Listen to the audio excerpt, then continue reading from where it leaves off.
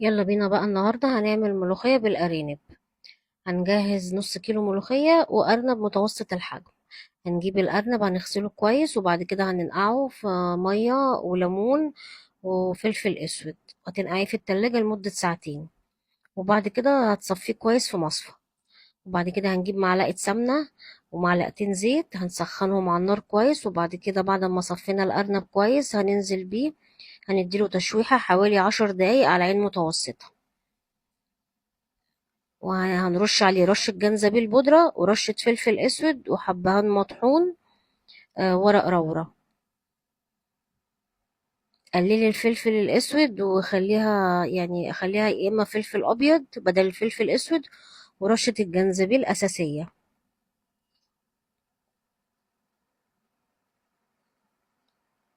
هنقلبها بقى على الناحية التانية، هنقلبه على الناحية التانية وبعد كده برضو هنديله يعني حوالي على الناحية دي 3 4 دقايق، والناحية التانية برضو 3 4 دقايق على عين متوسطة.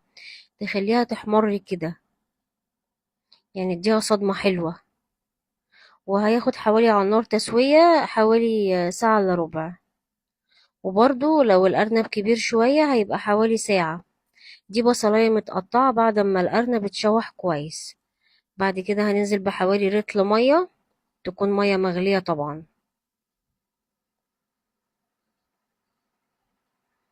أنا بقولكوا عايزاه يبقى لونه كده، يعني ياخد صدمة حلوة.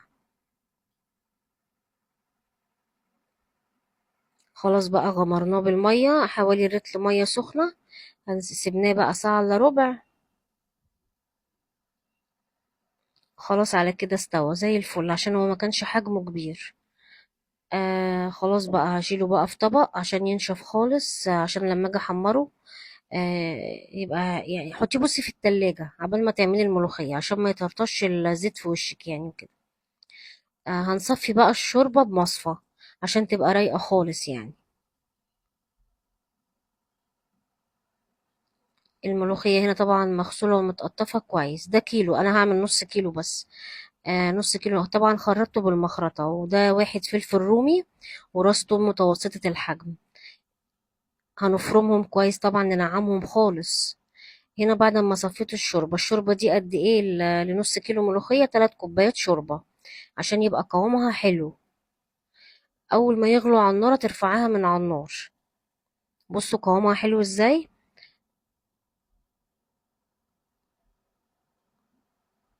اول ما غليت خلاص بقى هشيلها من، هرفعها من على النار. وبعد كده هجيب معلقة سمنة و3 معالق زيت وهنزل براس الثوم المفرومة اهي، مفرومة ناعم خالص.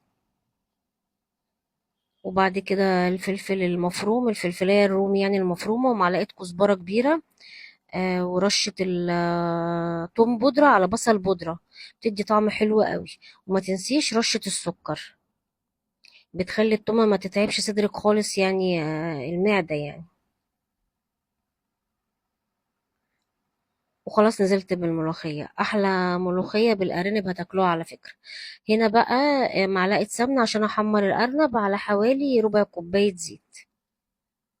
أول ما يسخنوا هتحمريه بقى تحميرة حلوة.